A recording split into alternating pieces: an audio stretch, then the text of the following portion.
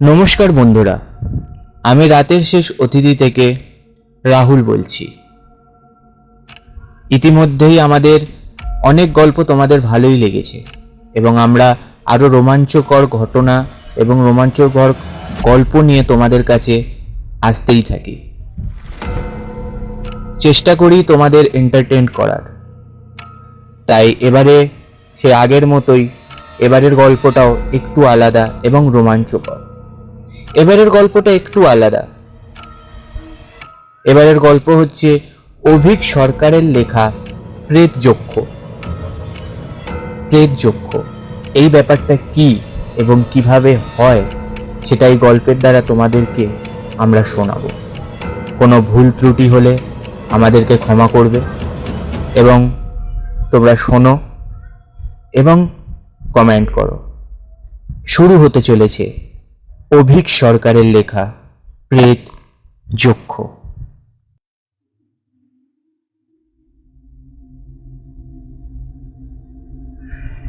চ্যাটুর্যমশাই club ঘরে ঢুকেই দেখলেন ক্লাবে বেশ একটা উৎসবের পরিবেশ। বিশু একটা নতুন মোটর সাইকেল কিনেছে, তাই ক্লাবের ছেলেরা ধরে বসেছে খাওয়ানোর জন্য। বিশু আজ দিলদারাজ। গদাধর ঘোষের দোকান থেকে এক কাঁড়ি মিষ্টি এনেছে আর অনাদি রেস্তোরাঁ থেকে চিকেন কাটলেট। চাটুর্যমশাইকে দেখেই সবাই হৈ হৈ করে উঠল।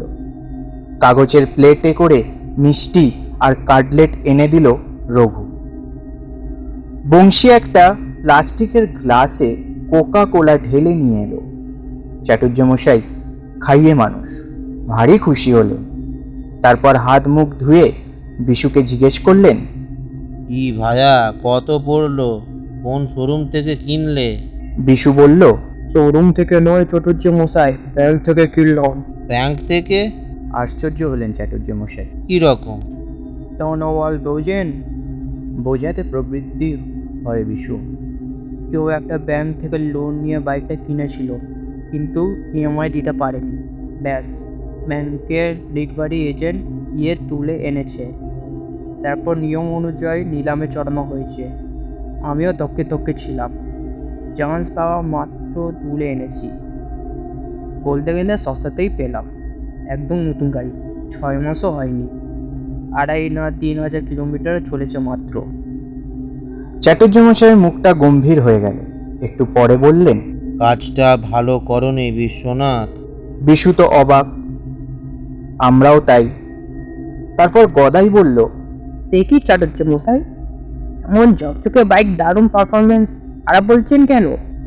বাইক তো খারাপ বলিনি, বলেছি ওই অন্যের শখের জিনিস এইভাবে কেনা, এমন জিনিস ব্যবহার করতে নেই। এতে লোকের দীর্ঘশ্বাস লাগে। মাথা চুলকালো বিশু। কিন্তু আমি তো তুলে আনিনি চাটুর্যমশাই, তুলে এনেছে ব্যাংক। আমি তো ব্যাংকের কাছ থেকে বৈধভাবে টাকা পয়সা দিয়ে বাইকটা কিনেছি। কাগজপত্র আমার নামে, এই দেখুন। বৈধ অবৈধর কথা হচ্ছে না বিশু। একটা লোক অনেক শখ করে একটা গাড়ি কিনলো, কি বাড়ি বানালো, তারপর হয়তো ভাগ্যের পরিহাসে সেই শখের ভালোবাসার জিনিস তার হাতছাড়া হয়ে গেল। জেনে রাখবে, সে জিনিস কখনোই কিনতে নেই। ভালোবাসার টান বড় সাংঘাতিক টান হে। বিষিয়ে গেলেও জীবন জীবন বিষিয়ে গেলেও জিনিস জীবন ছারখার করে দিতে পারে। গদাই বলল, এ নিয়ে ভালো গল্প আছে নাকি স্টকে? থাকে ঝটপট বার করুন না। আছে তো বটেই, শুনতে হলে চুপটি করে বসো আর একটু নুন চিনি শরবত দিতে বলো তো। হে, এ গরমে আর চা পোষাচ্ছে না। মুহূর্তের মধ্যে ক্লাবের ছেলেপিলেরা চাটুর্যমশাইকে ঘিরে বসে পড়লাম। চাটুর্যমশাইও গলা খাঁকিয়ে দিয়ে তার গল্প শুরু করল। আমি তখন পড়াশোনা শেষ করে এদিক ওদিক ঘুরে বেড়াচ্ছি আর চাকরির চেষ্টা করছি, কিন্তু কিছুতেই কিছু হচ্ছে না। হওয়ার অবশ্য কথাও ছিল না। আমার তখন মঙ্গলের মহাদশায় কেতুর অন্তর্দশা চলছে।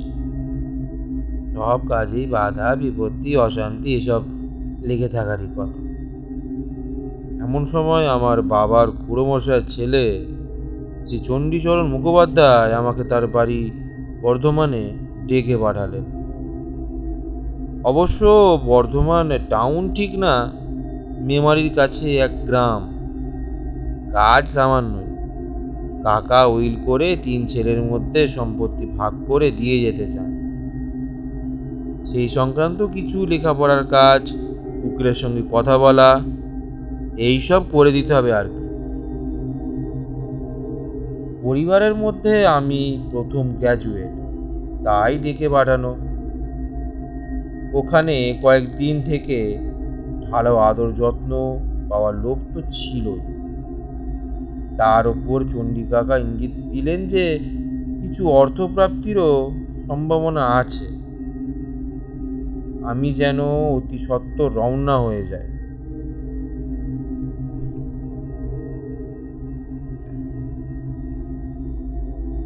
সেবার ছিল এমনই এক গ্রীষ্মকাল। কয়েকদিন ধরে সূর্যদেব যেন আগুন ঢালছিলেন ধরিত্রীর ওপরে। দুপুরে রাস্তায় বেরোলে মনে হতো কলকাতা যেন এক মৃত নগরী। রাস্তাঘাট পুরো ফাঁকা, পুকুর অবধি দেখা যেত না, আর রোদের ঔজ্জ্বল্য চোখ ধাঁধিয়ে যেত। কবিগুরুর ওই রৌদ্রময়ী রাত্রির উপমাটা যে কত সুপ্রযুক্ত সেটা হাড়ে মজ্জায় টের পেতুম। তখনও তো এসি, এয়ার কুলার এসবের বিলাসিতা ঢোকেনি শহরে। সেদিক দিয়ে গরমে গ্রামে যাওয়াটা অনেক আরামের ছিল। গাছপালার প্রাচুর্যের কারণে গরমটাও কম লাগতো। আর বিকেল হলেই পুকুরে বা নদীতে অবগাহন, আহ, সে শান্তির স্নান তোমরা কল্পনাও করতে পারবে না। সে যাই হোক, একদিন বহু ট্রেন, বাস, রিক্সা পেরিয়ে চণ্ডী কাকার বাড়ি গিয়ে উপস্থিত হওয়া গেল। কাকিমা তো খুশিই হলেন। বৌদিদিরাও কলেজ পাস পাওয়া দেবর পেয়ে ভারী যত্ন আত্তি করতে লাগলেন। চণ্ডী কাকা বেশ সম্পন্ন গৃহস্থ, দাপটও কম না। জানি না সেই জন্য কি না, দেখলাম যে 3 ভাই আর বৌদিদির মধ্যে ভারী ভাব। গ্রামের নাম ছিল দক্ষিণ গোপালপুর। মেমারি থেকে বড়শুল হয়ে যেতে হয়। দামোদরের কোল ঘেঁষা গ্রাম। ছায়া সুনিবিড়, শান্তির নীড় বলতে যা বোঝায় একদম তাই। শান্ত নিস্তরঙ্গ জীবন। সবাই সবার খোঁজ রাখে, বিপদে আপদে ঝাঁপিয়েও পড়ে।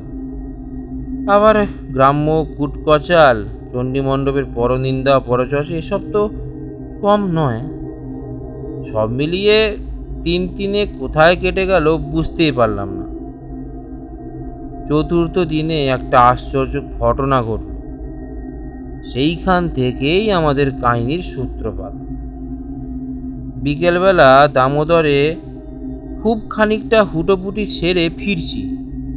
বিকেল হব হব করছে, এমন সময় রাস্তায় একটা বিপত্তি ঘটল। দামোদরের ধার ঘেঁষে একটা মোটর গাড়ি যাচ্ছিল, ঝকঝকে সাদা অ্যাম্বাসেডার, খুব সম্ভবত সরকারি গাড়ি। এদিকে কোনো কাজে হয়তো এসেছিল। মাটির রাস্তা, রাস্তার ওপর একটা হাম্প মাটিরই। বোঝা যায় যে গ্রামের লোকজনই বানিয়েছে। একটু দূরে একটা বছর 13-14 ছেলে রাস্তা পার হচ্ছিল। ছেলেটার মাথা ন্যাড়া, খালি গা, পরনে সাদা কোরা ধুতি পরা, কোমরে কুশের আসন। ছেলেটা ধীরে সুস্থে রাস্তা পার হচ্ছে, গাড়িটাও ধীরে সুস্থে হাম্পের ওপর উঠল, আর নামার পর হঠাৎ করে স্পিড বাড়িয়ে তেড়ে গেল ছেলেটার দিকে। আমরা তো আতঙ্কে রোকরে রোকরে বলে চেঁচিয়ে উঠেছি। ছেলেটা প্রথমে হকচকিয়ে গেছিল, তারপর ঝাঁপ দিল রাস্তার সাইডে। গাড়িটা অন্য সাইডে গিয়ে বিকট আওয়াজ করে থেমে গেল। আমি দৌড়ে গিয়ে ছেলেটাকে তুলে ধরল। কনুয়ের কাছে ছড়ে যাওয়া ছাড়া আর কোনো আঘাত ছিল না তার শরীরে। তবে ছেলেটা ভয় পেয়েছে প্রচুর, হাত পা থরথর করে কাঁপছে, চোখে একটা ভয়তাড়িত ভ্যাবলা মার্কা দৃষ্টি, যেন এইমাত্র কি যে ঘটে গেল সেটা সে বুঝতেই পারছে না। এদিকে ড্রাইভারও নেমে এসেছে গাড়ি থেকে। দেখি সে কোমরে হাত দিয়ে ভুরু কুচকিয়ে গাড়িটার দিকে তাকিয়ে। গ্রামের লোকজন এসে পড়েছে হই হই করে। একটা মহা হট্টগোলের সৃষ্টি হলো। বেশ কয়েকজন ড্রাইভারকে ঘিরে জবাব দিয়ে চাইতে লাগলো। কয়েকজন দৌড়ালো বাচ্চাটার বাড়িতে খবর দিতে। আমি বাচ্চাটাকে ছেড়ে গাড়ির কাছে গিয়ে দেখি লোকজন তো ড্রাইভারকে এই মারে কি এই মারে। তার বৃদ্ধ ড্রাইভার হাত জোর করে উত্তেজিত জনতাকে শান্ত করার চেষ্টা করছে। 11 বছর এই গাড়ি চালাচ্ছি, গাড়ির গায়ে একটাও স্ক্র্যাচ দেখতে পারবে? মোস্তফা মিয়ার ড্রাইভার গাড়ি হাত অল্প পোকা নয় গো। ভিড়ের মধ্যে একজন চেঁচিয়ে উঠে বলল, পলকা নয় তো বাচ্চাটারে চাপা দিতে গেছিলে কেন? ড্রাইভারের মুখে একটা অসহায় বিপদগ্রস্ত মানুষের ভঙ্গি। সেটাই তো আমিও বুঝতে পারছি না, কি থেকে কি হয়ে গেল। আবার একটা মার মার শব্দ উঠতে যাচ্ছিল। আমি হাত তুলে থামিয়ে দিয়ে বললুম, কি হয়েছে ড্রাইভার সাহেব? মোস্তফা জিভ দিয়ে একবার শুকনো ঠোঁটটা চেটে দিয়ে বলল, ঠিক ওই বাম্পার পার হয়েছি, অমনি মনে হলো স্টিয়ারিং আর আমার বসে নেই। গাড়িটা যেন খ্যাপা গরুর মতো নিজে নিজে এগিয়ে গেল ছেলেটাকে চাপা দেবে বলে। জোরে ব্রেক ছিল কিন্তু তাতেও কাজ হলো না। আমার হঠাৎ মনে হলো যেন স্টিয়ারিং ডান দিকে ঘুরিয়ে দিল। কি যে হয়ে গেল কিছুই বুঝলামই না বাবু। 11 বছর এই গাড়ি চালাচ্ছি, কই এমন তো কোনোদিন হয়নি। লোকজন এর ওর মুখ চাওয়াচাওয়ি করতে লাগলো। কয়েকজনের চোখে স্পষ্টই অবিশ্বাস। স্বাভাবিক, আমারও গল্পটা খুব একটা বিশ্বাস হচ্ছিল না। তবে ঘোরটা আবার পাখি ওঠার আগেই দেখি কে যেন ভিড়ের পেছন দিকে থেকে উঠে বললেন, উনি যা বলেছেন ঠিক বলেছেন। ভিড় একটু সরে গিয়ে আসার পথ করে দিল। একজন অত্যন্ত শান্তশিষ্ট দেখতে ভদ্রলোক এসে দাঁড়ালেন। হাইট 5 ফুটের একটু বেশি, ন্যাড়া মাথা, পরনে ধুতি আর গায়ে একটা ওড়নি। ইনি এই গ্রামের ঠাকুরমশাই, বনবিহারী চক্রবর্তী। ঠাকুরমশাই বললেন, লখাইকে ওর মায়ের কাছে দিয়ে এসো কেউ, আর বলো ঠাকুরমশাই বলেছেন ও যেন পরের অমাবস্যা অবধি বাইরে না বেরোয়। আমি একটু পরেই ওর বাড়ি আসছি। বোঝা গেল ঠাকুরমশাইয়ের কথা এই গাঁয়ের লোকেরা খুবই মান্য করে। একটু একটু করে ভিড় ফাঁকা হয়ে গেল। মোস্তফা ড্রাইভার ঠাকুরমশাইকে ধন্যবাদ দিয়ে গাড়িতে উঠে যে স্পিডে চম্পট দিল সেটা দেখার মতো। আমিও উঠতে যাচ্ছি, ভদ্রলোক বললেন, একটু দাঁড়িয়ে যাও। আমি আশ্চর্য হলাম। কেন? ঠাকুরমশাই বললেন, বাতাস ভালো না, হাওয়াটা কেটে যাক তারপরে ওঠো। তখন সন্ধে নেমে এসেছে। পাখিরা ফিরে আসছে বাসায়। তাদের কলকাকলির মধ্যে, ওই আধো অন্ধকারের মধ্যে, দামোদরের বাতাসের মধ্যে কথাটা যেন মূর্তিমান অমঙ্গল চিহ্ন ভেসে গেল। আমি অবাক হয়ে ঠাকুরমশাইকে বললাম, বাতাস ভালো না? এসব কি বলছেন? কিছুই তো বুঝতে পারছি না। ঠাকুরমশাই গম্ভীর মুখে বললেন, কিছু যে একটা আছেই, সে তো আর না বোঝার কথা নয়। এক কাজ করো, এসো আমার সঙ্গে, তাহলে সব বুঝতে পারবে। অবশ্য আমি সঙ্গে থাকলে বিপদের ভয় নেই। আধ ঘন্টা কেন, আমার হাতে তখন অখণ্ড সময়। আমি ঠাকুরমশাইয়ের সঙ্গ নিলাম। লখাইদের বাড়ি গ্রামের একদম এক প্রান্তে, একতলা বাড়ি, ন্যাড়া ছাদ, চার কোণে বিমের মাথা থেকে বেরিয়ে আছে ভুতুড়ে কনস্ট্রাকশন রড, ইটের গায়ে কোনো মতে বালি সিমেন্টের একটা প্রলেপ দেওয়া, চৌহদ্দির বাইরে ছিটে বাঁশের বেড়া। তখন দেশগায়ে এত ইলেকট্রিসিটি আসেনি। দূর থেকে দেখলাম হ্যারিকেন আর হ্যাজাক জ্বলছে কয়েকটা। আমি আর ঠাকুরমশাই বাঁশ কেটে বানানো নিচু গেট খুলে দাওয়ায় এসে দাঁড়ালাম। একটা অদ্ভুত জিনিস লক্ষ্য করলাম। বাড়িটা ঘিরে একটা বিষণ্ণ ভাব জমাট বেঁধে আছে, একটা অদ্ভুত জলো ভ্যাপসা গন্ধ, একটা মন খারাপ করা অনুভূতি। ঠাকুরমশাইকে কথাটা বলতে উনি মৃদু হাসলেন, কিছু বললেন না। এক সদ্য বিধবা মহিলা দাওয়ায় এসে দাঁড়ালেন, পেছনে পেছনে লখাই আর তার দুটি বাচ্চা মেয়ে। ঠাকুরমশাই বললেন, বৌমা, লখাই আজ বড় বিপদের হাত থেকে বেঁচে গেছে। ছেলে মেয়েদের বলো কদিন যেন বাইরে বেশি না যায়। মহিলা ম্লান মুখে ঘাড় নাড়লেন। তারপর সপ্রশ্ন চোখে আমার দিকে চাইতেই ঠাকুরমশাই আমার পরিচয় দিলেন। এও জানালেন যে লখাইকে আমি প্রথম তুলে ধরেছিলাম। ভদ্রমহিলা শুনেই ফুঁপিয়ে ফুঁপিয়ে কাঁদতে লাগলেন। আমি বিব্রতভাবে দাঁড়িয়ে রইলাম। এরপর কান্নার প্রাথমিক বেগ থামলে মহিলা জিজ্ঞাসা করলেন, আমাদের সঙ্গে এসব কি হচ্ছে ঠাকুরমশাই? আমরা তো কারোর কোনো ক্ষতি করিনি, কোনো দোষ করিনি, তাহলে আমাদের সঙ্গে এমন কেন হচ্ছে? বলা বাহুল্য, আমি কিছুই বুঝতে পারছিলাম না। ঠাকুরমশাই আমাকে নিয়ে দাওয়ায় বসে বললেন, 2 কাপ চা খাওয়াবে মা? চা খেতে খেতে পুরো ব্যাপারটা খোলসা করলেন ঠাকুরমশাই। এই বাড়ি বানিয়েছিলেন সদ্য প্রয়াত বিমল কৃষ্ণ সাঁতরা। সাঁতরা মশাইয়ের আদি নিবাস ছিল বাঁকুড়ার গঙ্গা জলঘাটির তালড্যাংরা গ্রামে।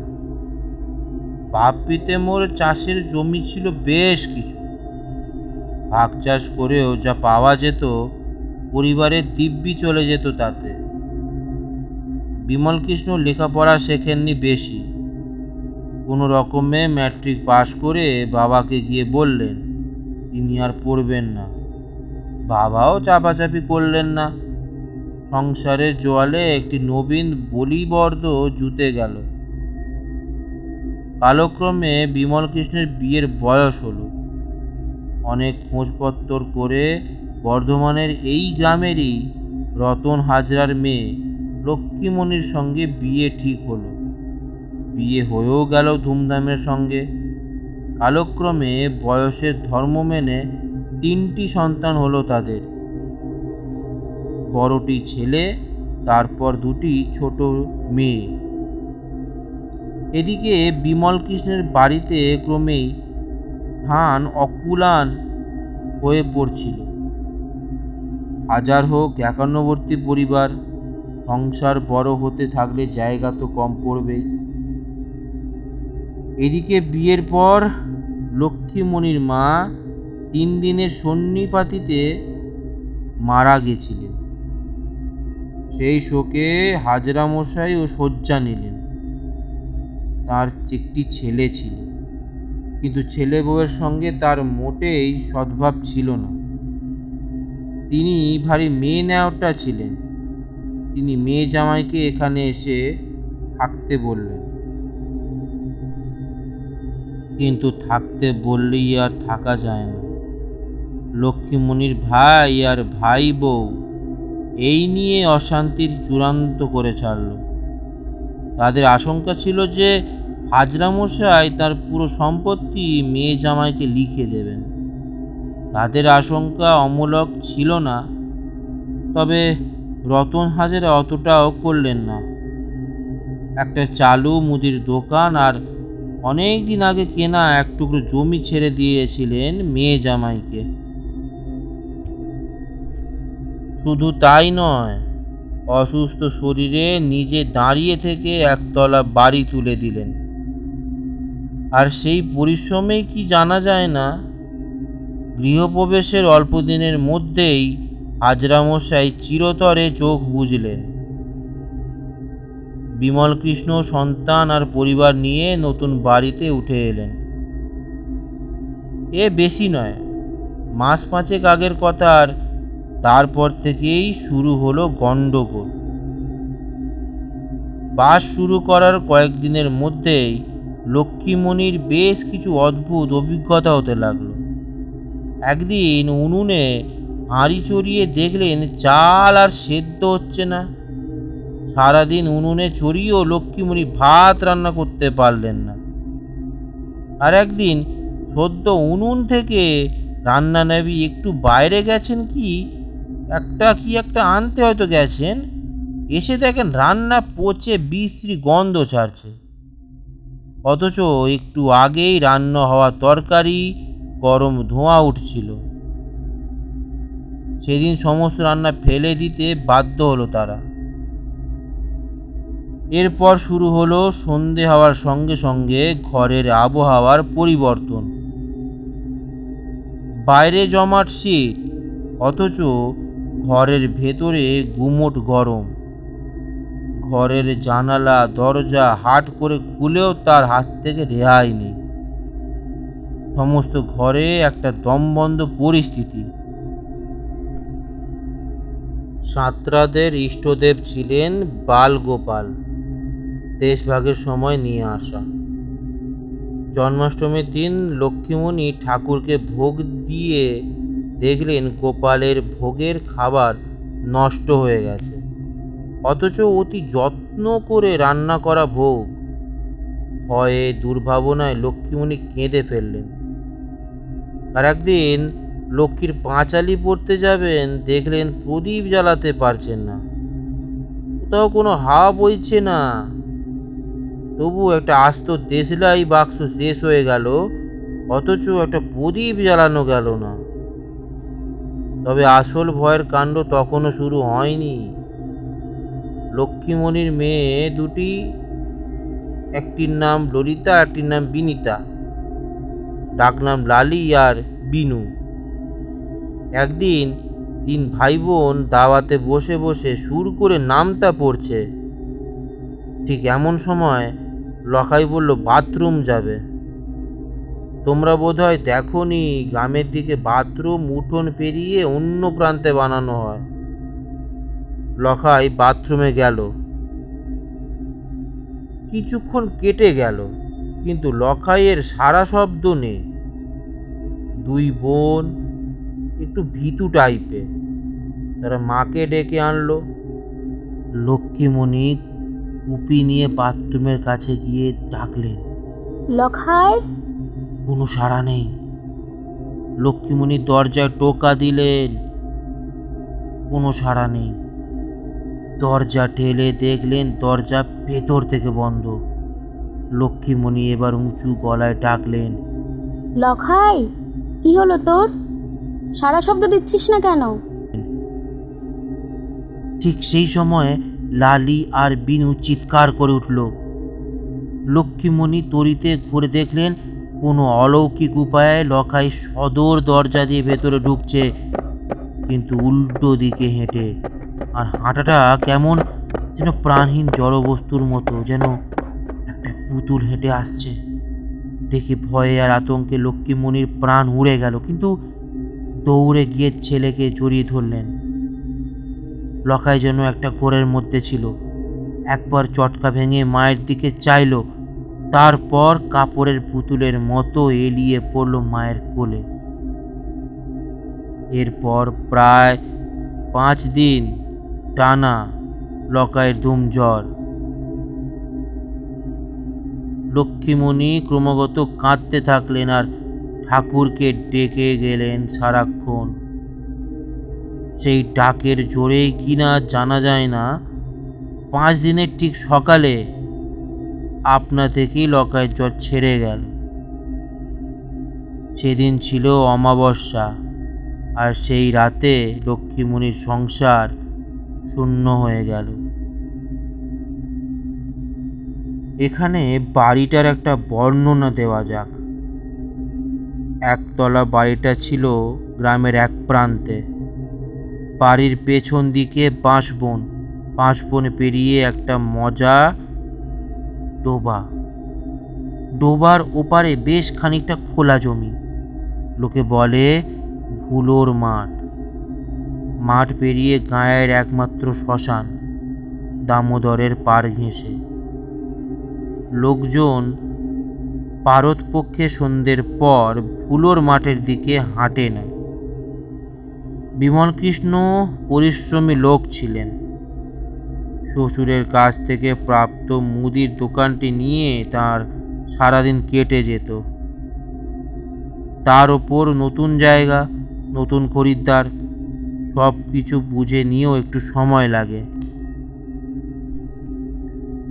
দোকান বন্ধ করে বিমলকৃষ্ণ যখন ফিরতেন তখন রাত হয়ে যেত। পাড়াগাঁয়ে রাত 8টা মানে তখন গভীর রাত। সন্ধ্যের একটু পরেই চারিদিকে নিঝুম হয়ে যেত। রাস্তাঘাটে ঝিঝির পোকার ডাক ছাড়া কিচ্ছু শোনা যেত না। ছাত্রমশাই একটা সাইকেলে করে ফিরতেন। সামনে একটা কার্বাইডের ল্যাম্প জ্বলতো। দূর থেকে বাড়ির দাওয়ায় হ্যাজাক জ্বলছে দেখতে পেতেন। সেদিন সাঁতরামশাই এসে হাত পা ধুয়ে দাওয়ায় বসেছেন। লালি আর বিনু ভেতরে ঘরে অসুস্থ দাদার দেখাশোনা করছে। লক্ষ্মীমণি এসে হাওয়া করতে করতে সব কথা স্বামীর কানে তুললেন। বিমলকৃষ্ণ গম্ভীর মানুষ ছিলেন, কিছু বললেন না। চুপচাপ রাতের খাবার খেয়ে কলতলায় হাত মুখ ধুতে গেলেন। লক্ষ্মীমণি তখন এঁটো বাসন সরিয়ে রাখলেন, দাওয়া মুছে রাখলেন। ছেলে মেয়ের খাওয়া আগেই হয়ে গেছিল। মশারি টাঙিয়ে তাদের শোয়ার ব্যবস্থা করতে গেলেন। স্বামী ফিরে এলে তিনি নিজে খেতে বসবেন, যেমন রোজ হয়। কিন্তু বিমলকৃষ্ণ ফিরলেন না। অনেকক্ষণ অপেক্ষা করে লক্ষ্মীমণি হ্যাজাক হাতে কলতলায় গিয়ে দেখলেন বিমলকৃষ্ণ কলতলায় মুখ তুবড়ে পড়ে আছেন। ঘাটটা সামান্য উল্টে আছে, চোখের মনি দেখা যাচ্ছে না। আর অকুতভয় সাঁতরামশায়ের সারা মুখে একটা সাংঘাতিক ভয় পাওয়ার ছাপ। পরদিন সকালে খুড়োমশায়ের সঙ্গে সম্পত্তি সংক্রান্ত কিছু কাজ করছি। কথায় কথায় আগের দিনে ঘটনাটি উঠল। খুড়োমশাই প্রায় অ্যাক্সিডেন্টের কথা জানতেন, কিন্তু তারপর যে ঠাকুরমশাইয়ের সঙ্গে ছাত্রামশাইয়ের ভদ্রাসনে গিয়েছিলাম সেটা জানতেন না। কথাটা শুনে খুড়ো একটু গম্ভীর হয়ে গেলেন। তারপর বললেন, কাজটা ভালো করনি ভগবান। একটু অবাক হয়ে জিজ্ঞেস করলাম, কেন খুড়োমশাই? যে বাড়িতে অপঘাতে মৃত্যু হয় সেখানে অসময়ে হট করে যেতে নেই। তাছাড়া কি? বাড়ির নিয়ে অনেক কথা কানে এসেছে, অনেক আইসলো অশরী ঘটনা ঘটেছে বলে শুনেছি। তোমরা শহরের ছেলেপিলে সব মানো জানি, কিন্তু আমরা বুড়ো লোকজন এসব লক্ষণ অলক্ষণ খুব মানি। ও বাড়িতে কারোর একটা অভিশাপ আছে। লক্ষ্মী আমাদের গাঁয়ের মেয়ে, ছোটবেলা দেখেছি, অতি চমৎকার মেয়ে। তার কপালে যে এত বড় একটা দুর্ভোগ নামে আসবে সে ভাবতেই পারে। অভিশাপ? ওই বাড়িতে কার অভিশাপ খুড়োমশাই? চণ্ডী খুড়ো মুকুটা নামিয়ে কিছুক্ষণ চুপ করে বসে রইলেন। কোথাও কিচ্ছু নেই, একটা হাওয়া আমাদের পাক খাইয়ে গেল। খুড়োমশাই একটু শিউরে উঠে বললেন, আমিও ঠিক জানি না, তবে ছোটবেলায় শুনেছি জমি ভালো, কিছু একটা দুর্লক্ষণ আছে, তবে সেটা কি বলা মুশকিল। বাপ দাদারা ভেঙে কিছু বলে।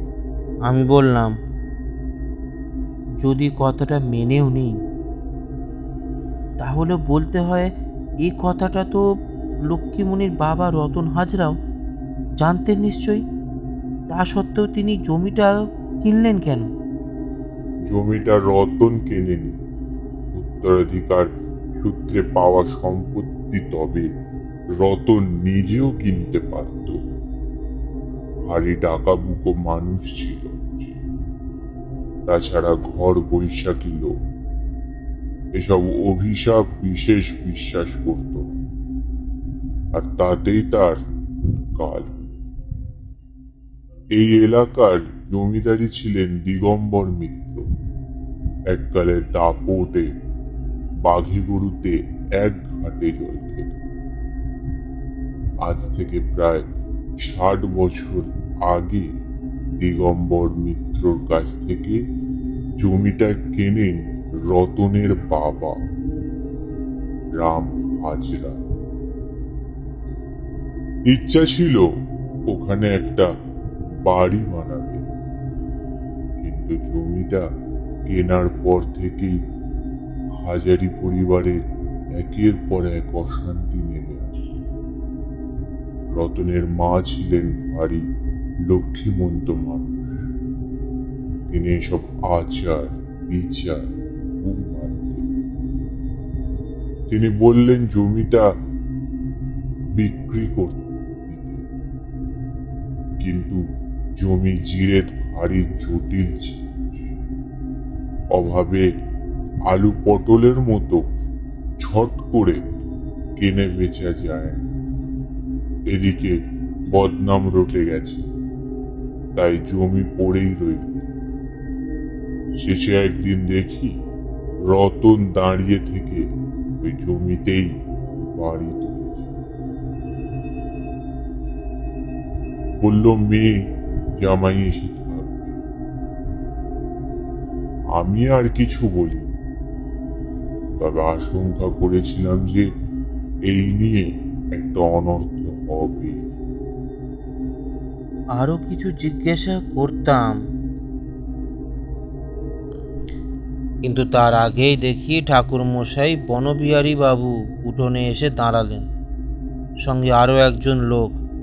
হাসি মুখে বললেন, এই যে চণ্ডীবাবু, একজন পুরনো আলাপের সঙ্গে নিয়ে এলাম। আমাদের গ্রাম দেখতে এসেছেন, ভাবলাম আপনার সাথে দেখা করেই যাই। খুড়োমশাই শশব্যস্ত হয়ে বলতে বলতে উঠে দাঁড়ালেন। ছোট বৌমণি দুটো মোড়া দিয়ে গেলেন বসার জন্য।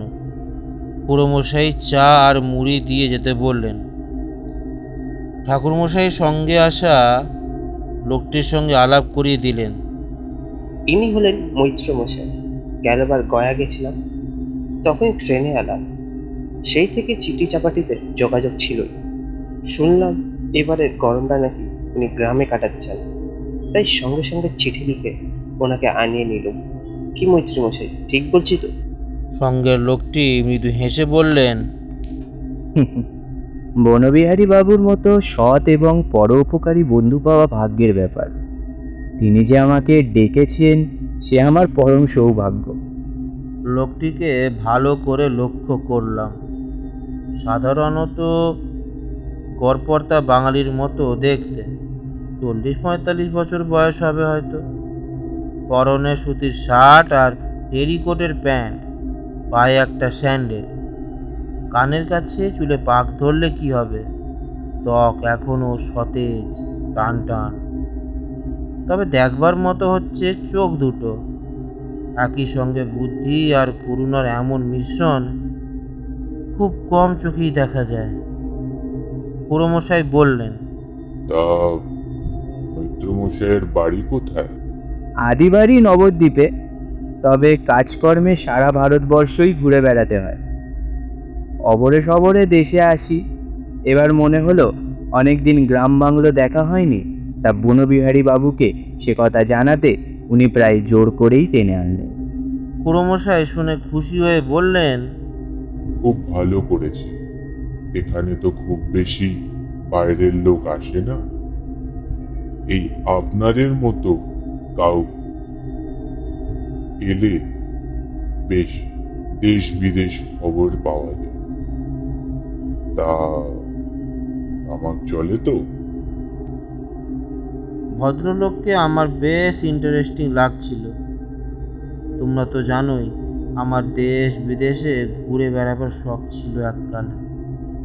কার্যগতিকে সেটা হয়ে ওঠেনি। সেই থেকেই পর্যটক গোত্রের লোকজনের প্রতি আমার একটা বিশেষ টান আছে। তাছাড়াও লোকটার মধ্যে কি যেন একটা অদ্ভুত আকর্ষণী ক্ষমতা ছিল। একবার দেখলে নির্বিশেষে চেয়ে থাকতে ইচ্ছে করে। আরও এ কথা সে কথার পর চা তামাক খেয়ে দুজনে উঠে পড়লেন। খুড়োমশাই নিমন্ত্রণ করে রাখলেন। মৈত্রীমশাই থাকবেন 4 দিন। ঠিক হলো আগামীকাল দুজনে এ বাড়িতে দুপুরে খেতে আসবেন। দুজনের সঙ্গে আমি উঠে পড়লাম। লোকটার সঙ্গ ছাড়তে ইচ্ছে করছিল না। বনবিহারী বাবু খুশিই হলেন। চলো হে, তোমরা তো শহরের লোক, আসল গ্রাম কাকে বলে ঘুরিয়ে দেখাই। সে গ্রাম আমি গত 3 দিন ধরেই দেখেছি, তবে সে কথা আর বললাম না। তিনজনে মিলে হাঁটতে হাঁটতে গ্রামের অনেকটা ঘুরে ফেললাম। ততক্ষণে মৈত্রীমশাই আমার কাকা হয়ে উঠেছে। আমি খুড়ো বলতে গেছিলাম, উনি হেসে বললেন, খুড়োমশাই শুনলেই কেমন যেন অশীতপর বয়োবৃদ্ধ মনে হয় বাবু। তুমি বরং আমাকে কাকা বলেই ডেকো। হাঁটতে হাঁটতে শ্মশানের দিকটা এলাম। কাকা দেখলাম কি সব বিড়বিড় করছেন। ঠাট্টা করে বললাম, ভূতের মন্ত্র আওড়াচ্ছেন নাকি? ভয় করছে? কাকা হেসে ফেললেন। শ্মশানে ভয় কিসের ভবতারণ? রাজা থেকে ভিক্ষুক, মহাত্মা থেকে পাপী, সাধু থেকে ভোগী, সবারই শেষ আশ্রয়স্থল এই মহাশ্মশান। এখানে পাপ পুণ্য সমস্ত কৃতকর্মের বোঝা নামিয়ে জীবাত্মা মিলিত হয়ে পরমাত্মার সঙ্গে শ্মশানতি পুণ্যস্থান। শ্মশানে এলে চিত্তশুদ্ধি হয়। কথাগুলো শুনে বড় ভালো লাগলো। তাছাড়া কাকার কথা বলার মধ্যেও একটা এমন ধীর স্থির শান্ত ভঙ্গি থাকে যে শুনলেই বিশ্বাস করতে ইচ্ছে করে। শ্মশান ঘুরে ধুলোর মাঠ ধরলাম। বৈশাখের ভর দুপুর। মাথার ওপর সূর্যদেব যেন আগুন ঝরাচ্ছেন। চারিদিক তেতে পুড়ে একসা। প্রচণ্ড রোদে আলজিভ অবধি শুকিয়ে উঠেছে। এমন সময় একটা জিনিস দেখে থমকে গেলাম। আমাদের একটু আগেই এক মুঠো ধুলো যেন হঠাৎ করেই হাওয়াতে পাক খেয়ে নেচে উঠল বাতাসে। তার সঙ্গে আর একটা হাওয়ার স্রোত এসে মিলল কোথা থেকে। কিছু শুকনো পাতা আর কাঠকুটো জড়িয়ে গেল তাদের সঙ্গে। তারপর সে ধুলো আর হাওয়ার স্রোত একে অন্যকে জড়িয়ে পাক খেতে খেতে এদিক ওদিক মাথা দুলিয়ে দুলিয়ে নাচতে লাগলো। মনে হলো যেন দুটি বিশাল অজগর সাপে শঙ্খ লেগেছে। আমরা তিনজনে স্তব্ধ হয়ে সেই ভয়ঙ্কর সুন্দর দৃশ্য দেখতে লাগলাম। আশ্চর্যের বিষয় হচ্ছে সারা মাঠে আর কোথাও হাওয়া নেই। শুধু আমাদের চোখের সামনে যেন ঘূর্ণিঝড়ের এক আশ্চর্য নাটক অভিনীত হচ্ছে। কিছুক্ষণ পরে ঘূর্ণিঝড়টা দ্রুত ধেয়ে গেল মাঠের ওপারে একটা বাঁশ বাগানের দিকে। বাঁশবাগানের সামনে একটা পচা ডোবা। দেখলাম শুকনো বাঁশ পাতা আর এক গাদা কাঠকুটো নিয়ে আরো বড় হয়ে উঠেছে সেই ধুলোর ঝড়। তারপর বাঁশবাগানের মাথায় একটু ওপরে উঠেই ভেঙে গেল সে। এতক্ষণ তিনজনই চুপ ছিলাম। প্রথমে কথা বললেন কাকা। বাঁশবাগানের ওপারে কি আছে? ঠাকুরমশাই শুকনো গলায় বললেন, গ্রামেরই এক বাসিন্দার বসত বাড়ি। আমাকে ওখানে নিয়ে যেতে পারবে? কেন, কি হয়েছে? আমাকে কেউ ডাক। বসেছিলাম লক্ষ্মীমণির বাড়ির দাওয়াতে। কাল যে ঘটনা ঠাকুরমশাই আমাকে বিশদে বলেছেন সেটাই এবার কাকাকে বলা হলো। সকালে চণ্ডীখুড়ো আমাকে যেটা বললেন সেটাও জানালাম। লক্ষ্মীমণি একটু কেঁদেও নিয়েছেন এর মাঝখানে। পরিস্থিতি গম্ভীর হয়ে আছে। কাকা কিছুক্ষণ স্তব্ধ হয়ে থেকে বললেন, এই জমিতে এমন কিছু একটা রয়ে গেছে যেটা ভালো নয় মা। তোমাদের কপাল অনেক দুর্ভোগ আছে, দেখতে পাচ্ছি। সেটা কি মৈত্রমশাই? লক্ষ্মীমণির স্বরে ভয় স্পষ্ট। মাথা নাড়লেন কাকা। ঠিক বুঝতে পারছি না, তবে কোনো সাধারণ বাস্তুদোষ নয়, খুব জটিল কোনো ভূমিবন্ধন। এর কারণ বা উৎস খুঁজে না পেলে একে প্রতিহত করা মুশকিল। আর যদি প্রতিহত করা না যায়? কাঁপা গলায় প্রশ্ন করলেন ঠাকুরমশাই। তাহলে আরও রক্ত ঝরবে।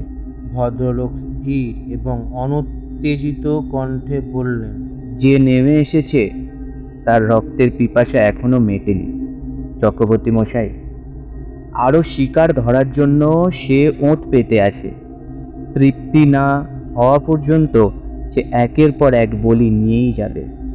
আমরা সবাই স্তব্ধ হয়ে বসে আছি। এমন সময় লক্ষ্মীমণির 8 বছর বয়সী মেয়ে বিনু এক গ্লাস জল আর একটা বাতাসা এনে মৈত্রমশাইয়ের হাতে দিয়ে পাক্কা গিন্ডির মতো বলল, আহারে, রোদে তৎপরে মুখটা শুকিয়ে গেছে একবার। এই বাতাসাটা দিয়ে জলটা খেয়ে নাও দেখি। একটু বাতাস করে দেব? আমরা সবাই হেসে উঠলাম। মৈত্রমশাই কিন্তু হাসলেন না। বাতাসাটা হাতে করে অদ্ভুত চোখে কিছুক্ষণ বিনুর দিকে চেয়ে রইলেন। তারপর বাতাসাটা গুঁড়ো গুঁড়ো করে গ্লাসের জলে মিশিয়ে খানিক খেয়ে বাকি জলটা দিয়ে বিড়বিড় করে তারপর বাতাসাটা গুঁড়ো গুঁড়ো করে গ্লাসের জলে মিশিয়ে খানিকটা খেয়ে বাকি জলটা দিয়ে বিড়বিড় করতে করতে বাড়ির চারিদিকে ছিটিয়ে দিলেন। ঠাকুরমশাই জিজ্ঞাসা করলেন, এটা কি করলেন মৈত্রীমশাই? কাকা বললেন, মেয়েরা মায়ের জাত চক্রবর্তী মশাই। মা যখন স্নেহ ভরে সন্তানের মুখে অন্ন তুলে দেন তখন তার থেকে মহত্তর মঙ্গল উপাচার আর কিছুই হতে পারে না। শুনুন ঠাকুর মশাই, আমি আজ কিছু স্থান বন্ধন করে দিয়ে গেলাম, তবে ক্ষণস্থায়ী। আপনি যে করে হোক কালকের মধ্যে এই জমির ইতিহাস জানার ব্যবস্থা করুন। রোগ না জানলে প্রতিকারের ব্যবস্থা করতে পারবে না। পরশু রাতে আমার ট্রেন, তার আগেই আমি একটা ব্যবস্থা করে দিয়ে যেতে চাই। তিনজনে উঠে পড়লাম। অনেক কাজ বাকি। আসার পথে কাকাকে শুধু একটাই কথা জিজ্ঞাসা করলাম, ধুলোর ঝড় তুলে কে আপনাকে ডাকছিল কাকা? কাকা মৃদু হাসলেন, কিছু বললেন না। চণ্ডীখুড়ো চিন্তিত মুখে বললেন, ইতিহাস তো বলতে পারবো না বাবা। জমিটা রতন হাজার বাবা কিনেছিলেন জমিদার দিগম্বর মিত্রর কাছ থেকে, এইটুকু জানি। তার আগে জমিটা কার ছিল সে কথা জানি। তবে মিত্রের বংশের উত্তরাধিকার এখনো আছে। তাদের দলিল দস্তাবাজ ঘাঁটা দেখলে কিছু জানা গেলেও জানা যেতে পারে। আমার সঙ্গে ঠাকুরমশাই ছিলেন। কাকা ঠাকুরমশাইয়ের বাড়িতে নিজের ঘরে ঢুকে সেই যে দৌড় দিয়েছেন আর খোলার নাম নেই। তাকে নাকি কিছু প্রস্তুতি নিতে হবে।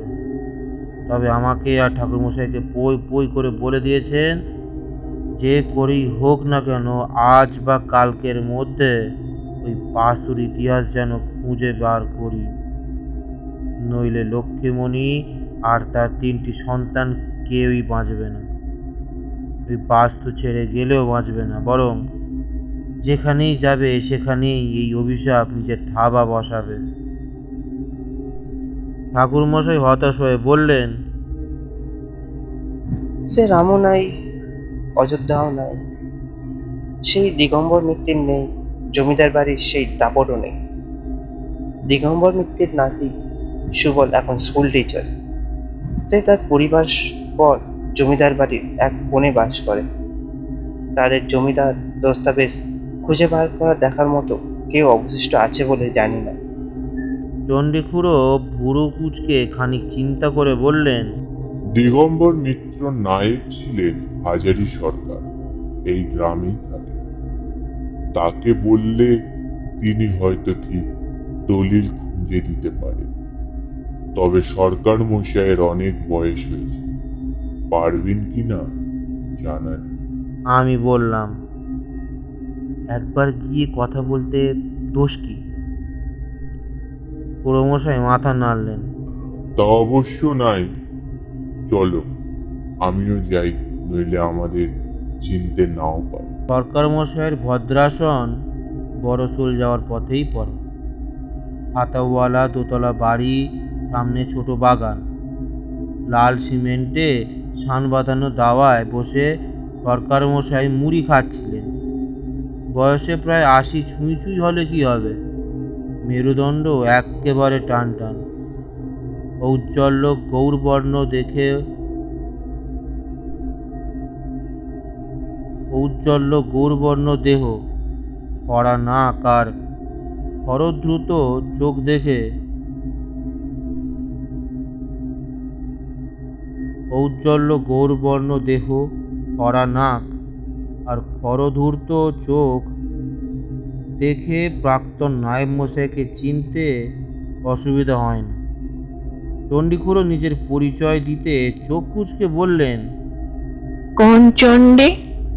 নিতাই মুখুজ্জের ছেলে, রামেশ্বর মুখুজ্জের নাতি? বাপরে, বুড়োর স্মৃতিশক্তি দেখে চমকে গেলাম। তবে এত স্মৃতিশক্তিতেও খুব একটা ভালো লাভ হয় না। বুড়ো জমিটার কথা মনে করতে পারলেন না বটে। সে নিয়ে কিছু একটা অশান্তি হয়েছিল সেটাও মনে করতে পারলেন, কিন্তু কি হয়েছিল সেটা আর বলতে পারলেন না। ঠাকুরমশাই একবার দলিল দস্তাবেজ দেখার কথা তুললেন, তাতে বুড়ো হেসে বললেন, এ কি আর আছে? অনেক দলিল তো সরদেরে বিক্রি করে দিয়েছে, আর বাকি যা ছিল সব উইয়ে খেয়ে শেষ করে দিয়েছে। না হে বাপু, ও পথ হেঁটে লাভ হবে না। হতাশ হয়ে উঠে আসছি, এমন সময় একটা কথা মাথায় এলো। জিজ্ঞেস করলাম, দাদামশাই, আপনাদের সময়কালে আর কেউ আছেন যিনি এখনো বেঁচে আছেন? তাকে জিজ্ঞেস করলে হয় না? দাদামশাই ডাক শুনে বুড়ো সরকার মশাই বেশ প্রসন্ন হলেন। তারপর অনেক ভেবেচিন্তে বললেন, মিত্তির মশাইয়ের খাস ঠেলে ছিল আব্দুল। জমিদার বাড়ির মৃতার কাজ করত, আর মিত্তির মশাই কোথাও গেলে পাহারা নিয়ে যেত। সে আমার থেকেও অনেক বছর বড়, শুনেছি এখনো বেঁচে আছে। তাকে জিজ্ঞাসা করো তো, যদি করো তো করতে পারো। আব্দুলের বাসস্থান যে গ্রামে, তার নাম বাজে সালেপুর। যখন পৌঁছালাম তখন বিকেল। আব্দুল শেখ উঠোনে চাটাই বিছিয়ে বসে নাতি নাতনির সঙ্গে কাঁচা আম মাখা খাচ্ছিলেন।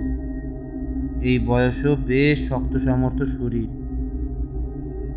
আবলুস কাঠের মতো গায়ের রং, ন্যাড়া মাথা আর সাদা দাড়িতে ভদ্রলোককে বইয়ের পাতা থেকে উঠে আসা চরিত্র বলে মনে হওয়া স্বাভাবিক।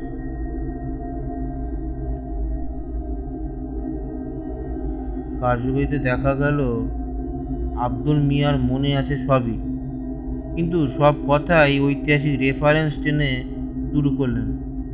যেমন বয়স কত জিজ্ঞেস করতে বললেন, সেই যেবার প্রথম বড় যুদ্ধ লাগলো, সেইবারে অথবা ছোট ছেলে জন্মালো কবে জিজ্ঞাসা করতেই শুরু করলেন, এর সেই ফেবার সুবাস বাবুর এই গুণ অব্দি চলে। এই রকম আর কি। অনেক কষ্টে ইতিহাসের অনেক মাইল ফলক পেরিয়ে আসল প্রসঙ্গে এলাম। বুড়ো শোনামাত্রই বলল, গুলোর মাঠের সামনের জমিটা, পেছনে বাঁশ বাগান আর মস্ত ডোবা আছে। সেই জমিটার কথা যে বলা হচ্ছে সেটা জানানো হলো, তবে ডোবা যে আর মস্ত বড় নেই সে কথাটা শুনে বুড়ো দুঃখ করে বললেন, ওই ডোবা দিয়ে কত কই মাছ ধরেছিলাম, সেই যে লাল বাহাদুর শাস্ত্রী যুদ্ধ জিতেছিল। আমরা চেপে ধরে বললাম, দাদা যান, ওসব পরে শুনবো, আগে বলুন জমিটা কার ছিল আর দিগম্বর মিত্রর হাতে এলো কি করে। আরও বেশ কিছু আগ্রাম বাগ্রাম শোনার পর আসল কথা জানা গেল। কথাটা আব্দুল মিয়ার জবানিতেই বলছি। তখন এই শ্মশানে আর ভুলোর মাঠ সংলগ্ন এলাকা ঘিরে ছিল একটা বাঁশ বাগান। জায়গাটার কুখ্যাতি ছিল খুব, এমনকি দিনের বেলাতেও পারদ পক্ষেও এই রাস্তায় মারাতো না কেউ। রাত বিরেতে কেউ মরলে অন্তত 10-12 জন মিলে দল বেঁধে পোড়াতে যেত শ্মশানে। একদিন ভিনেগা থেকে একটা ডাকবুক লোক এসে জমিদার বাবুকে পেন নাম ঠুকে দাঁড়াল। ছোটখাটো চেহারা, একমাথা ঝাঁকড় ঝাঁকড় চুল, গাল ভরা দাড়ি আর পরানে লাল রঙের কাপড়। এসে বলল তার নাম নাকি কালীকঙ্কর ভট্টাচার্য, বাঁকুড়ায় বাড়ি। সংসারের অশান্তি বলে সব ছেড়ে ছুড়ে এখানে চলে এসেছে বাবুর কাছে বসবাস করার জন্য কিছু জমি চাই। বাবু খুব হুঁশিয়ার আর হিসাবী লোকজন ছিলেন, তিনি কোনো বাস্তু জমি দিলেন না। ওই বাঁশ বাগান দেখিয়ে লোকটাকে বললেন পারলে সে যেন ওই বন কেটে বসত বানিয়ে, কিন্তু টাকাও দিলেন ঋণ হিসাবে, আর 2 কামলা দিতে চাইলেন বাঁশ বন কাটতে সাহায্য করার জন্য। কিন্তু লোকটা বলল আর কাউকে চাই না, ও একাই যথেষ্ট। শুনে আমরা মুখ টিপে হাসলাম।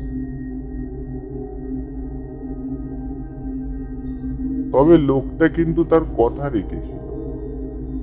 সপ্তাহ 2 মধ্যেই দেখি বাঁশ বন ঝোপ জঙ্গল কেটে সাফ দিব্যি একটা একচালা ঘর বানিয়ে নিয়েছে। একদিন জমিদার বাবুকে পেন নাম ঠুকে গেল। আমরা তো অবাক, লোকটা টানো টানো পোষে নাকি। একদিন জমিদার বাবু বিকালে হাওয়া খেতে বেরিয়েছে, সঙ্গে আমিও আছি। বাবু বললেন, চল তো আব্দুল, দেখে আসি লোকটা কিরকম বাড়ি বানিয়েছে। আমি রাস্তাটা চিনতাম, পথ দেখিয়ে নিয়ে গেলাম। বাবু তো বাড়ি দেখে তাজ্জব, কোথায় সেই বাসবন। লোকটা সব কেটে কুটে দিব্যি একটা ঝকঝকে তকতকে বাড়ি বানিয়েছে। সামনে পরিষ্কার উঠোন, নি কোনো দাওয়া, শুধু বাড়ির পেছনে একটুখানি বাঁশবন রেখে দিয়েছে, আর কি ওই ডোবার। বাবুর মুখ গম্ভীর হয়ে গেল।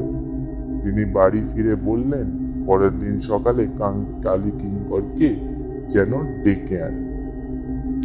কালী কিঙ্কর চলে এলে বাবু তাকে যে টাকাটা ধার হিসাবে দিয়েছিলেন সেটা ফেরত চাইলেন।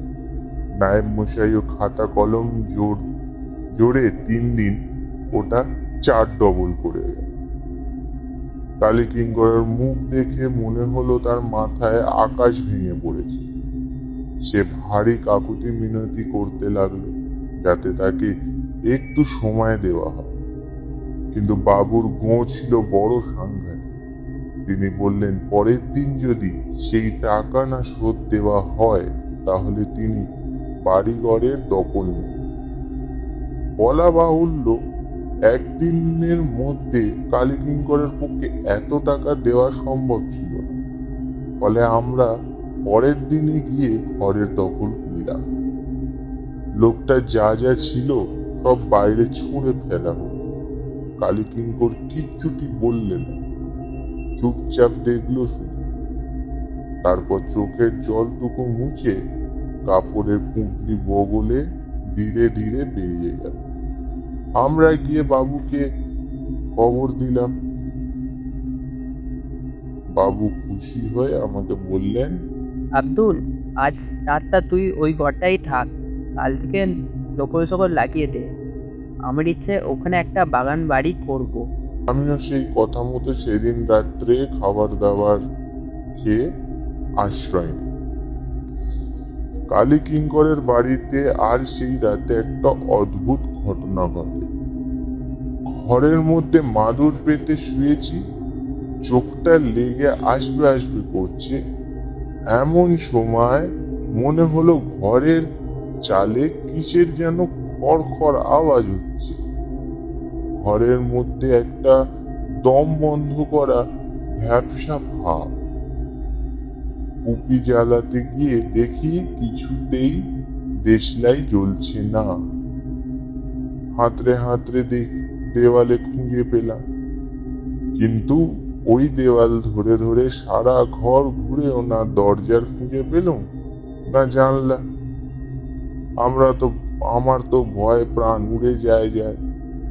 গলায় গ্রামের মৌল সাহেবের দেওয়া তাবিজটা ছিল, সেইতে হাত কিছুক্ষণ আল্লাহর নাম নেওয়ার পর দেখলাম হাওয়াটা কিছুটা ঠান্ডা হল। আমি আবার কুপি ধারবার চেষ্টা করলাম, এবার দেখি জ্বলল।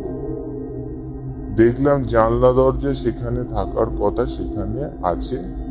এসব দেখে আমি আর থাকিনি, জিনিসপত্র গুছিয়ে সোজা চম্পট দিচ্ছি। পরের দিন সকালে কাছারি বাড়ি গিয়ে কথাটা বাবুর কানে তুললাম। নায়ক মশাই সামনেই ছিল। দুইজনেই শুনে খানিক ভাবলেন, তারপর বললেন এখন ওখানে কিছু করার দরকার নেই, না বাগান বাড়ি না অন্য কিছু। আরো বললেন এ কথা কাউকে জানাবারও দরকার নেই। তারপর শুনি জমিটা বাবু রাম হাজরাকে বেঁচে দিয়েছে। তারপর আমিও ভুলে গেছি, আর সবাইও ভুলে গেছে। এই আজ আপনারা এলেন বলে এতদিন বাদে সব মনে পড়ল। কেন বাবু, ওখানে কিছু হয়েছে? কাকা সামনে চুপ করে বসেছিলেন। এখন তার সম্পূর্ণ অন্য রূপ। পরনে ওড়নি আর রক্তম্বর, মুখখানি একই সঙ্গে উত্তেজিত অথচ গম্ভীর, চোখ দুটো যেন আরো ধারালো আর সতর্ক। বসেছিলাম ঠাকুরমশাইয়ের বাড়িতে, মৈত্রীমশাইয়ের ঘরে। আমি আছি, ঠাকুরমশাই আছেন, আর আছেন লক্ষ্মীমণিও। আমি জিজ্ঞাসা করলাম, ব্যাপারটা একটু খুলে বলবেন কাকা? মানে কি হচ্ছে কিছুই তো বুঝতে পারছি না। কাকা দীর্ঘশ্বাস ফেললেন। কি আর বলবো ভাবো, মায়ার অভিশাপে, ভালোবাসার অভিশাপ। কি জানো তো ভাবো, অসহায় মানুষের হাত হুতাশ হাহাকার বড় ভয়ঙ্কর জিনিস। সে না চাইলেও তার কান্না আর দীর্ঘশ্বাস বাতাসে গুমড়ে গুমড়ে কাঁদতে কাঁদতে একদিন বিষধর সাপের মতো ফনা তুলে দাঁড়ায়। কালীকিঙ্কর খুব সম্ভবত বড় সাধক ছিলেন। তিনি কোনো অভিশাপ দেননি বটে, কিন্তু তার ফেলে যাওয়ার চোখের জলটুকু আজ সর্বগ্রাসী সর্বনাশী অভিশাপের রূপ নিয়েছে। ঠাকুরমশাই অবাক হয়ে বললেন, একটা ছোট কাঁচা মাটির ঘরের জন্য এত বড় অভিশাপ? ভুল করছেন ঠাকুরমশাই। ঘর মানে তো শুধু একটা কাঁচা মাটির আস্তানা নয়, ঘর মানে ভালোবাসা। মানুষ তো শুধু চারটে দেওয়াল আর একটা ছাদ ভালোবাসে না, নিজের এক টুকরো সংসার, নিজের শখের বাগান, বারান্দায় কোণের রোদ, পোষা কুকুর বিড়াল, নিজের মতো করে একটুখানি বাঁচা, এই সবটুকুই ভালোবাসে। আর সেই ভালোবাসা যদি কোনো কারণে উৎখাত হয়ে যায়, তাহলে তার এই কান্না জড়ানো মায়াটুকু লেগে থেকে যায় তার সঙ্গে। সে জিনিস বড় ভয়ঙ্কর জিনিস। অন্ধকারের প্রতিষেধক আলো, ঘৃণার প্রতিষেধক ভালোবাসা। কিন্তু ভালো প্রতিষেধক কি ঠাকুরমশাই? ভালোবাসার অভিশাপ আটকাই কিসে? আমরা চুপ করে রইলাম। এই বড় কঠিন সত্য কথা। জেনে রেখো ভব, কাউকে তার ভালোবাসার বস্তু থেকে গায়ের জোরে অন্যায়ভাবে উৎখাত করলে ভয়ানক দোষ ঘটে। বাস্তুহারা মানুষের চোখের জলের অভিশাপ বড় সাংঘাতিক। প্রাণীদায় মধু যেমন কোনো দিককে পচে গেলে মারাত্মক বিষ হয়ে ওঠে, এও তেমনি। সেই বাস্তু আর ভোগ করা যায় না। কি হয় কাকা? তাতে কি হয় জানো? তাতে প্রেত যক্ষের নজর লাগে। যে বা যারা সেই বাস্তু ভোগ করার চেষ্টা করে, প্রেত যক্ষ তাদের তিলে তিলে কষ্ট দিয়ে মারে, যতক্ষণ না সেই বাস্তু আবার মানুষ শূন্য হয়। লক্ষ্মীমণি আবার ডুকরে কেঁদে উঠলেন। এবার আমাদের কি হবে ঠাকুর? ছেলে মেয়েদের হাত ধরে কোথায় দাঁড়াবো? আমার তো বাপের বাড়িতেও ঠাঁই হবে না, আর ওনার দেশের বাড়িতেও আমাদের আর মুখ দেখাবার উপায় নেই। কাকা স্নেহের সুরে বললেন, চিন্তা করবেন না মা, আমরা যখন আছি তখন কিছু একটা ব্যবস্থা হবে। তাছাড়া আমি একা নন, আপনার স্বামী কিন্তু এখনো আপনার ছেড়ে যাননি। আপনাদের একটা গতি না করে তিনি এই পৃথিবীর মায়া কাটাতে পারছেন না। সামান্য ইতস্তত করে বললাম, বুঝলাম না কাকা, আপনি বলছেন যে বিমল কৃষ্ণের মানে প্রেতাত্মা এখনো এখানে আছেন? অল্প হাসলেন কাকা। প্রেত কাকে বলে ভবতারণ? সংস্কৃতিতে ই ধাতু বা ক্রিয়াপদের অর্থ হলো যাওয়া, চলে যাওয়া। সেই ধাতুর নিষ্পন্ন পদ হলো ইত, অর্থাৎ গত। তার সংপ্রেয় মানে প্রকৃষ্ট উৎসর্গ যোগ করলে এর হয় প্রেত। যিনি প্রকৃষ্টভাবে চলে গেছেন, যার আর কোনো পিছুটান নেই, তিনি প্রেত। অথচ আমরা এই কথাই জানি, শব্দটা শুনলেই ভাবি অনিষ্টকারী অশুভ শক্তি বুঝি। বিমল কৃষ্ণ শুধু যে এখনো জাগতিক বন্ধন কাটিয়ে উঠতে পারেননি তা নয়, তাকে পিতৃলোক থেকে বারবার নেমে আসতে হচ্ছে প্রেত যক্ষের ছোবল থেকে নিজের পরিবারকে রক্ষা করার জন্য। ঝট করে যেন চোখের সামনে থেকে একটা পর্দা সরে গেল। রুদ্ধশ্বাসে বলে উঠলাম, ও তাহলে সেদিন মুস্তফার ড্রাইভারের স্টিয়ারিং? ধীরে ধীরে মাথা নাড়লেন কাকা। হ্যাঁ বাবু, সেদিন তিনিই গাড়ি চাপা পড়ার হাত থেকে নিজের ছেলেকে রক্ষা করেছেন। শুধু তাই নয়, যতবার প্রেত যক্ষের অভিশাপ আবার নেবে আসতে চেয়েছে তার পরিবারের ওপর, ততবার তিনি ঢাল হয়ে দাঁড়িয়েছেন। কিন্তু তিনি জানেন ওই পৈশাচী শক্তির সঙ্গে তিনি আর বেশি দিন পেরে উঠবেন না। হাজার হোক তার শক্তি, মানুষ অপ্রাকৃত অপশক্তির সঙ্গে বুঝিবার শক্তি তার বেশি নেই। এই মর পৃথিবীর সঙ্গে তার মায়ার বাঁধন আলগা হয়ে আসছে প্রতি মুহূর্তে। তাই সেদিন তিনি আমার উপস্থিতি টের পেয়ে ধুলোর ঝড়ের সংকেত দিয়ে ডেকে এনেছিলেন তার ভিটায়। শুনে গায়ে কাঁটা দিয়ে উঠল। জিজ্ঞেস করলাম, কি সেই শক্তি কাকা, যার জোরে সাধারণ মানুষই আত্মাও? অমন মহাক্রূর মহাভৈরব মহাপৈশাচী পাপজনির সঙ্গে সমান স্পর্ধায় রুখে দাঁড়াতে পারে? ভালোবাসা ভব, মোমবাতির আলোটা কাকার মুখে নরম হয়ে এলো। ভালোবাসা, নিজের স্ত্রীর পরিবারের প্রতি ভালোবাসা, যত্ন দিয়ে, স্নেহ দিয়ে, সর্বস্ব দিয়ে বড় করা সংসারের প্রতি ভালোবাসা, নিজের কাছের মানুষগুলোকে সুখী চাওয়ার প্রতি ভালোবাসা। জেনে রেখো ভব, ভালোবাসাই হলো সবচেয়ে বড় তন্ত্র, সবচেয়ে বড় জাদু। কিছুক্ষণ সবাই চুপ করে রইলাম। দেখলাম কাকার চোখের কোণায় জল চিকচিক করছে। লক্ষ্মীমণি কান্না জোড়ানো স্বরে বললেন, কিন্তু বাবা, এই পেট যজ্ঞের হাত থেকে উদ্ধার পাওয়ার উপায় কি? কাকা লক্ষ্মীমণিকে বললেন, মা, আমি এই বিপদ আপনাদের থেকে উদ্ধার করতে পারি, কিন্তু সে বড় জটিল পথ, অতি সাংঘাতিক পুজো, তার উপাচারও বিচিত্র এবং আয়োজনও বিপুল।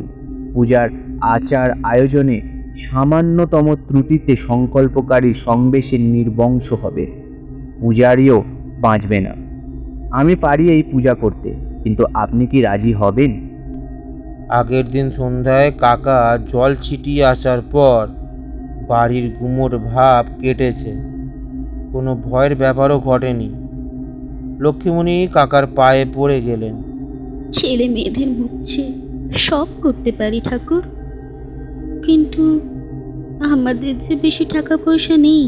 কাকা আশ্বস্ত করলেন, ভয় পাবে না মা, আপনি তো অপরাধী নন, কেবল ভয়ানক বাস্তুদোষ এত কষ্ট পাচ্ছেন। দেখবেন আপনার উপাচার ভগবান নিজে জুটিয়ে দেবেন। এসেই উপায় ঠাকুর? আকুল স্বরে প্রশ্ন করলেন লক্ষ্মীমণি। মাত্র একটাই উপায় আছে, সে হচ্ছে মা চণ্ডাল কালীর পুজো।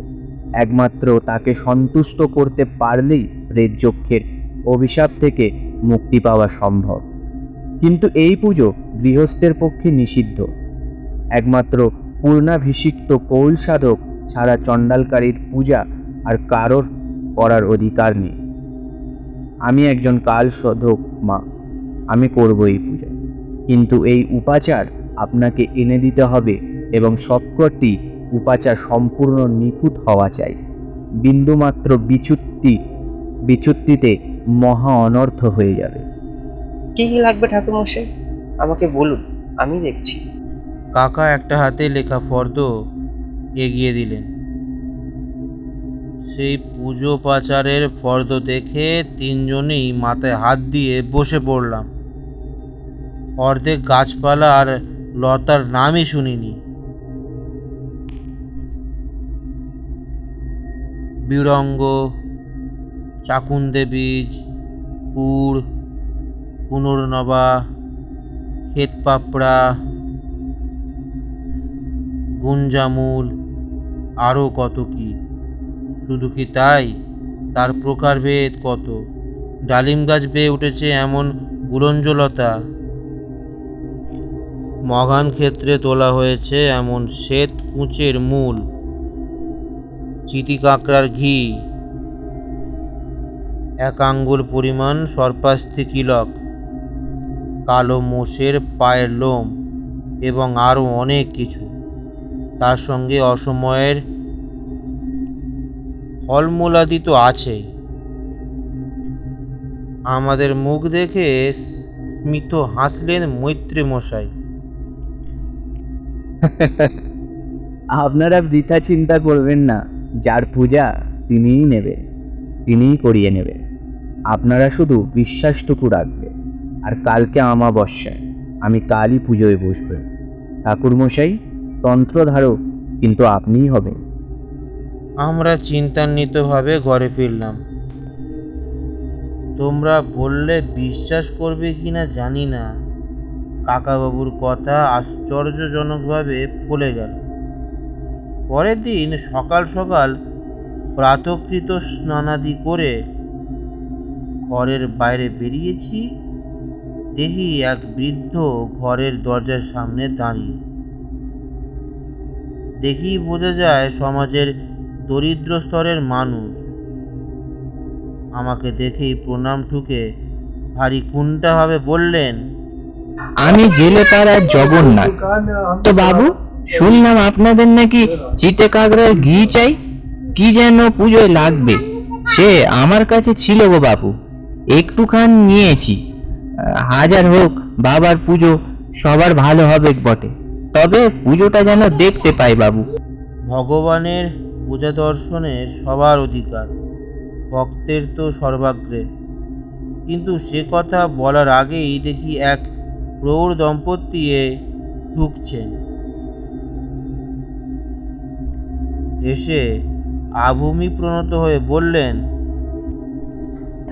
আমরা বেদা বেদিনী গো বাবু, বললাম তোমরা নাকি সাপের হাড় খুঁজতেছ, এইটা দেখো দেখি, চৈলবাগ নাকি। বলতে বলতেই সঙ্গে রাখা ঝুলি থেকে বার করে আনলেন বিশাল বড় এক সর্পাস্তি কিলকের মালা। আমি অবাক হওয়ার আগেই দেখলাম ঠাকুরমশাই প্যারা ঠেলে ঢুকছেন। তার মুখে বিহ্বল ভাব, পেছনে লম্বা লাইন, আর সেই লাইনে দাঁড়ানো লোকেদের হাতে ছোট বড় বিভিন্ন ঝুড়ি। ঠাকুরমশাই বিহ্বল স্বরে বললেন, এসব কি হচ্ছে ভবতারু? তার প্রশ্নের উত্তর দেওয়ার আগেই সেই সব ঝুড়ির দিকে চোখ গেল, আর আমি আশ্চর্য হওয়ার শেষ প্রান্তে পৌঁছে গেলাম। তোমরা তো জানো, অলৌকিক জিনিসে এমনিতেই মানুষের আগ্রহ বেশি, তার উপর সেকালে গ্রামেগঞ্জের নিস্তরঙ্গ জীবনে এসব ঘটনা ঘটা মানেই চারিদিকে হই হই পড়ে যাওয়া। কিন্তু কি করে যে এক রাতের মধ্যে লোকমুখে খবর ছড়িয়ে পড়ল, সে আমার কাছে আজও এক রহস্য। স্তম্ভিত হয়ে দেখলাম ঠাকুরমশাইয়ের সঙ্গে যারা এসেছেন তারা প্রত্যেকেই কিছু না কিছু পুজোর প্রচার হাতে নিয়ে এসেছেন, কেউ খালি হাতে আসেননি। আর আশ্চর্যজনক ব্যাপার হচ্ছে, এক জিনিস দুজনে আনেননি, এমন অলৌকিক ঘটনা জীবনে দুটো দেখিনি ভাই। সবাই বলছে তারা নাকি লোকমুখে কালী পুজোর কথা শুনে এসেছে, সবাই সে পুণ্যফলের এক কোনো অংশ চায়। দেখে নিজে থেকেই দু হাত দুটো বুকের কাছে জড়ো হয়ে এলো। মায়ের কৃপা ছাড়া এসব কি সম্ভব? কিন্তু গোল বাঁধল দুপুরের পর থেকে। দুপুরে খাবার খেয়ে একটু গড়িয়ে নিচ্ছিলাম, ঘুমের চটকা ভাঙল মেঘের গুরুগম্ভীর ডাকে। তাকিয়ে দেখি বিকেল হয়ে এসছে, আর তার সঙ্গে শুরু হয়েছে আকাশে মেঘেদের আনাগোনা। দেখতে দেখতে ঘন কালো মেঘের দল আকাশের বুকে ছেয়ে ফেলল, আর তার দিকে তাকিয়ে বুক কেঁপে ওঠে। এতই সর্বনাশী রুদ্রমূর্তি সেই মেঘে। সন্ধে নাগাদ নামলো তুমুল বৃষ্টি, আর সেই বৃষ্টির সে কি দাপট! এক হাত দূরে কি আছে দেখা যায় না, মনে হলো প্রকৃত যেন তার রুদ্র আক্রোশের সবটুকু ঢেলে দিচ্ছে এই ক্ষুদ্র জনপদটির ওপর। মাঝে মাঝে এই বজ্রপাতের হুঙ্কার কেঁপে উঠছে চারিদিকে, আর মুহূর্তের আলোয় চোখের সামনে দেখছি বৃষ্টির দাপটে ক্রমশ উপড়ে যাচ্ছে আমাদের চেনা এই গ্রামটি। রাত 8টা নাগাদ বৃষ্টির দাপট একটু কমে এলে এক প্রকার মরিয়া হয়েই ছাতা মাথায় বেরিয়ে পড়লাম ঠাকুরমশাইয়ের বাড়ির দিকে। আজ যদি পুজো না হয় তাহলে তো মহা অনর্থ হয়ে যাবে। ঠাকুরমশাইয়ের বাড়ি গিয়ে দেখি এক আশ্চর্য দৃশ্য। যারা যারা বিভিন্ন উপাচার হাতে পুজো দিতে এসেছিল তারা কেউই এত ঝড় জলেও ফিরে যায়নি, শান্ত মনে অপেক্ষা করছে ঠাকুরমশাইয়ের বাড়িতে। অকৃতদার ঠাকুরমশাই তার ঘরদোর খুলে দিয়েছেন এই পূর্বাহূত অতিথি অভাগ্যদের জন্য। মহিলারা ঘরে দখল নিয়েছেন, বিশেষ করে রান্নাঘরে। ইতিমধ্যেই আশেপাশের বিভিন্ন বাড়ি থেকে রান্নার বাসনকোসন এসে গেছে, আর এসে গেছে চাল, ডাল, আলু, পটল ইত্যাদি। সম্ভবত মহিলারা তাই দিয়েই চালে ডালে খিচুড়ি রাঁধছেন। তাদের মধ্যে যেমন সেই সকালে দেখা বেদেনী আছেন, তেমনি আছেন ব্রাহ্মণ বাড়ির সধবা মহিলারা। একটু পরেই দেখলাম মায়েদের দল হাতে হাতে সেই খিচুড়ি শালপাতায় ডোঙায় তুলে দিচ্ছেন উপস্থিত অভ্যাগতদের হাতে। দৃশ্যটা দেখে চোখে জল চলে এলো। ক্ষুধার্ত মানুষকে তৃপ্তি সহকারে খেতে দেখার মধ্যে একটা অদ্ভুত আনন্দ আছে। শাস্ত্রে বলে জ্ঞানদান নাকি সর্বোত্তম দান।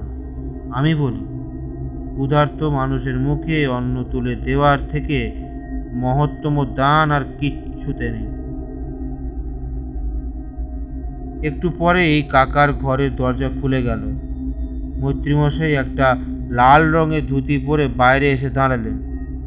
আমি দৌড়ে গেলাম ওনার কাছে, বললাম, কাকা, এত বৃষ্টিতে পুজো হবে তো? কাকা একবার সমবেত জনতার দিকে তাকালেন, তারপর আমাকে বললেন, ভগবানের চাইতে ভক্তের ভালোবাসা জোর বেশি ভবতারণ। আজ এত লোক এসেছে মায়ের পুজো দেখবে বলে, বেটির সাধ্য কি পূজা না নিয়ে যায়? বলতে বলতেই দেখি সেই বেদেনী এক ডোঙা খিচুড়ি নিয়ে দৌড়ে এলো কাকার কাছে। একগার হেসে বলল, আঠাও খিচড়িটা খাইয়া লও দেখি, না খাইয়া দাইয়া পূজা করবা কেমন কইরা কও দেখি। 24 ঘন্টার মধ্যে কাকার চোখে দ্বিতীয়বার জল দেখলাম।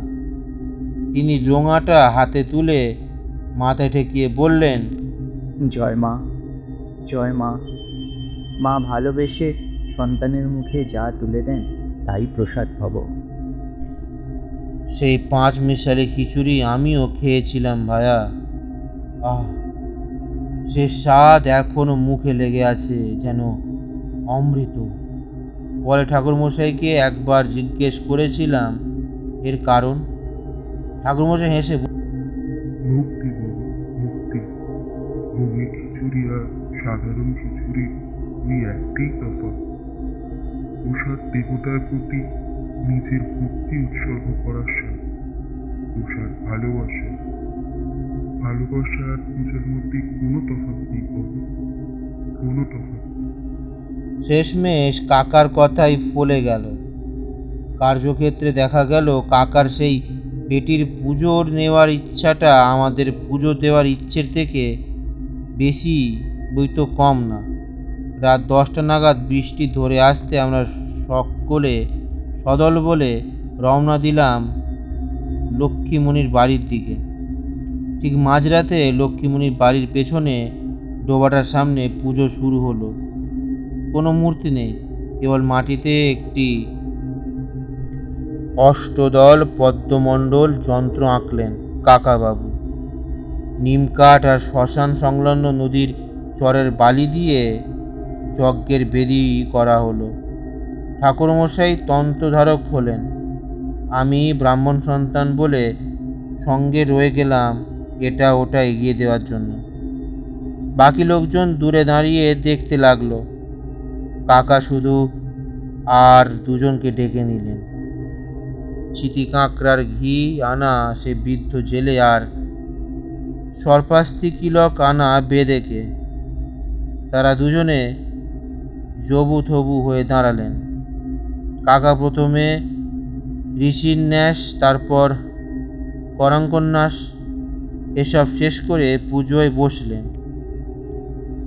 উদাত্ত কণ্ঠে মন্ত্র আবৃত্তি করতে লাগলেন। অঞ্জনার অরিজনার দেবং দে শাসনলায়ন রলায় দিদি নক্তনে প্রাঙ্গনে তোকেশিন শুষ্ক মাংসতি ভৈরব পিঙ্গাক বামন হস মদ্দা পূর্ণ সমাং সদা কৃতশীর দহনস্তে দেহতি দেবং। ভোর অবধি পুজো চলল। কাকা একবারও মন্ত্রচরণ থামাননি। যজ্ঞ চালিয়ে গেছেন আর একের পর এক সংগ্রহ করা পুজোপকরণ আহুতি দিয়ে গেছেন। আর সেসব এগিয়ে দিয়েছেন সেই অন্তজ শ্রেণীর মানুষ দুজন। পুজো শেষে একটি মস্ত মাটির হাঁড়ি থেকে দামোদরে জল ঢেলে সেই যজ্ঞের আগুন নিভিয়ে দিলেন, যন্ত্রটিও মুছিয়ে দিলেন। সেই জল, যজ্ঞের পোড়া কাঠ, ছাই, অজস্র বেলপাতায় সাজানো প্রসাদের কণা, অসংখ্য প্রসাদী ফুলের একখানি পাপড়ি দূর দূরান্ত থেকে আসা লোকে আঁচলে কোচরে করে নিয়ে গিয়েছিল। পূজাস্থলে যাতে ভবিষ্যতে কারোর পা পড়ে অশুদ্ধ না হয়ে যায়, তাই কাকা পূজা বেদিতে একখানি বেলগাছ পুঁতে দিলেন। তবে আমার আশ্চর্য হওয়ার আরও বাকি ছিল। পুজো শেষ হওয়ার পর প্রসাদ দিতে গিয়ে দেখি সেই বেদে দম্পতি, সেই জেলে, পুজো উপচার নিয়ে আসা আরও অনেক লোকজন, তাদের কোনো খুঁজই পেলাম না। যেন হঠাৎ করেই তারা হাওয়ায় উবে গেল। কাকাকে কথাটা বললাম। তিনি তার সেই ট্রেডমার্ক স্নিগ্ধ হাসিটা এসে বললেন, মাঝে কখনো পুজোর আয়োজন নিজেই করে নেয়, সে কেই বা জানে ভব। বাদ দাও বাবা, অত তর্কে কুটবিচারের কাজ নেই। শুধু জেনে রেখো, যে স্বয়ং মহামায়া আজ আমাদের মুখে অন্ন তুলে দিয়ে গেছেন, এ সৌভাগ্যের কোটিতে গুটিকের মেলে বাবা। আমরা ভাগ্যক্রমে সেই গুটি কয়েক। এর পরদিন সেই গ্রাম ছেড়ে চলে আসি। কয়েক মাস পর একটি চাকরি পেয়ে উত্তরবঙ্গে চলে যাই। সেখানেই একদিন অফিসে চণ্ডী খুড়োর বড় ছেলে ফোন করলেন খুড়োর মৃত্যু সংবাদ দিয়ে। এ কথা সে কথায় লক্ষ্মীমণিদের কথা জিজ্ঞাসা করলাম। দাদা হেসে বললেন, তারা ওই ভিটেতে বহাল তবিয়াতে আছে। ওই দিনের পর কেউ কখনো ভয় পায়নি। গল্প শেষ হওয়ার পর বংশী জিজ্ঞেস করলো, ইনি সেই কাকাবাবু না, যিনি আপনাকে সেই আসামের জঙ্গলে রক্ষা করেছিলেন? চ্যাটার্য মশাই সামান্য হাসলেন।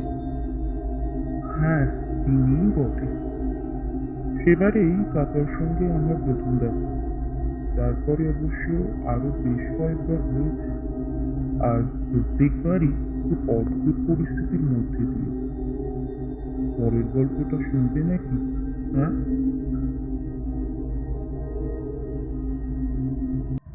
এতক্ষণ ধরে আমরা শুনছিলাম অভিক সরকারের লেখা প্রেতযক্ষ। চ্যাটার্য মশায়ে শুভদা, ঠাকুর মশাইয়ে ঐশিক, চণ্ডী খুড়ো ও আব্দুলে সোহম, লক্ষ্মীমণি বেদিনী চরিত্রে পায়ে, বিশু গদাই মুস্তাফা ড্রাইভারের চরিত্রে সৌরভ এবং ছোট্ট ফুটফুটে বাচ্চা মেয়ের চরিত্রে প্রিয়াঙ্কা, মৈত্রমশাই, সরকার মশাই, গল্প ছোট পাঠক এবং অন্যান্য সব চরিত্রে রাহুল, গল্প এডিটর এবং সাউন্ড এডিটর এবং মিউজিক ক্রিয়েটর সমৃত, পায়ে এবং সৌরভ, পোস্টার ডিজাইনার সমৃত। আশা করি তোমাদের গল্পটা ভালো লেগেছে এবং আমরা এরকমই ছোট ছোট গল্প নিয়ে তোমাদের কাছে আসতে থাকবো। এবং তোমাদের যদি কোনো গল্প সাজেস্ট করার থাকে তাহলে তোমরা প্লিজ কমেন্ট বক্সে নিজের ওপিনিয়ন দাও। ধন্যবাদ।